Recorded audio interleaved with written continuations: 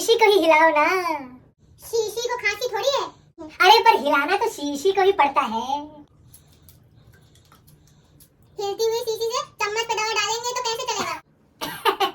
इसमें क्या है, लाओ मैं पिला देता हूँ। इसमें सरसों का तेल है और ये खाली शीशी हमें कबाड़ी वाले ने गिफ्ट में दी है।